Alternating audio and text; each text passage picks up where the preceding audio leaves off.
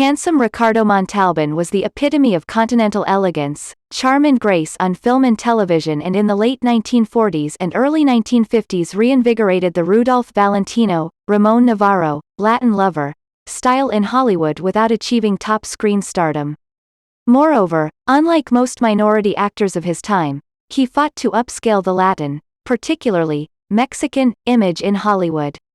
His noted militancy may have cost him a number of roles along the way, but he gained respect and a solid reputation as a mover and shaker within the acting community while providing wider range opportunities for Spanish-speaking actors via Los Angeles theater. He was born in Mexico City on November 25, 1920, the youngest of 4 children to Castilian Spanish immigrants, Ricardo Marino and Genaro Montalban. His father was a dry goods store owner.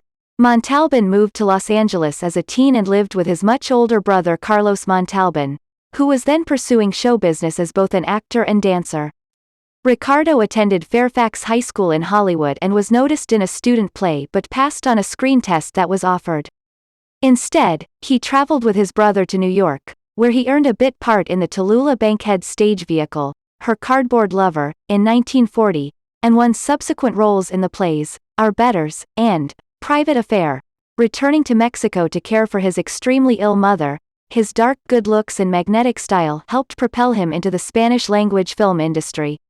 After nearly a dozen or so films, he was on the verge of stardom in Mexico when MGM took an interest in him and he relocated back to Los Angeles. Making his Hollywood leading debut as a robust bullfighter and twin brother of MGM star Esther Williams in the B-level musical Fiesta, 1947, he attracted immediate attention. His second film with Williams, On an Island with You, 1948, led to a contract with the studio, where he routinely ignited Latin lover sparks opposite such prime female stars as Sid Charisse, Shelley Winters, Anne Bancroft, Pier Angeli, Lorraine Day and, once again, Esther Williams, this time in Neptune's Daughter, 1949. One of his MGM extravaganzas opposite gorgeous Lana Turner was actually called Latin Lovers, 1953. His strongest Hispanic competition in films at the time was Argentine-born fellow MGM player Fernando Lamas, who wound up eventually marrying Esther Williams after divorcing another MGM beauty, Arlene Dahl.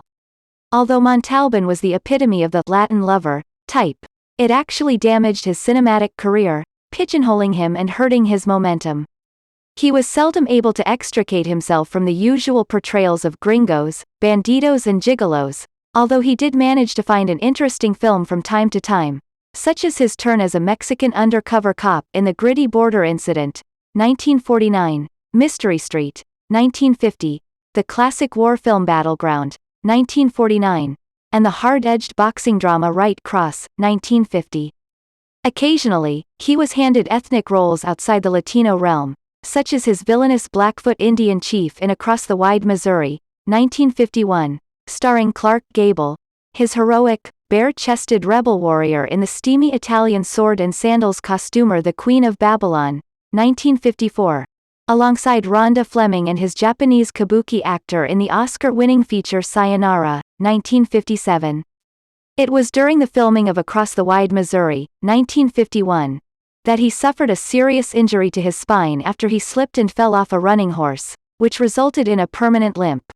Well established by this time, Montalban returned to the stage in 1954 with varied roles in such fare as Can-Can, The Inspector General, South Pacific, and Accent on Youth, before making his 1955 Broadway debut as Chico in the original musical, Seventh Heaven, with Gloria DeHaven, Kurt Kisner and B. Arthur.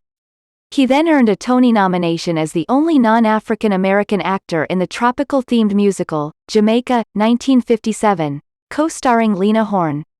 He also toured as the title role in Don Juan in Hell, in the 1960s, returning to Broadway with it in 1973 with Agnes Moorehead, Paul Henreid and Edward Mulhare, and touring once again with the show in 1991. His strong work ethic and reservoir of talent enabled him to continue on television long after his exotic beefcake status in films had waned. He had married Loretta Young's half-sister Georgiana Young in 1944, and appeared on his sister-in-law's television series, The New Loretta Young Show, 1962, several times.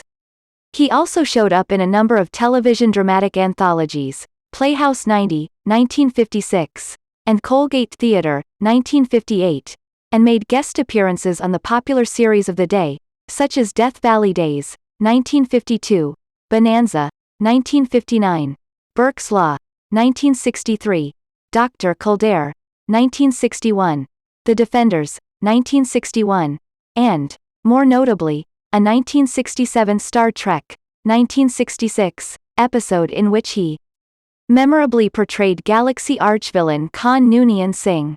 He resurrected this character memorably in Star Trek II, The Wrath of Khan, 1982. Over the years, he continued to appear occasionally on the big screen, typically playing continental smoothies, in such films as Love as a Ball, 1963, Madam X, 1966, and Sweet Charity, 1969. But it was television that finally made him a household name. Montalban captivated audiences as the urbane, white-suited concierge of Mr. Rourke in the Aaron Spelling series Fantasy Island, 1977.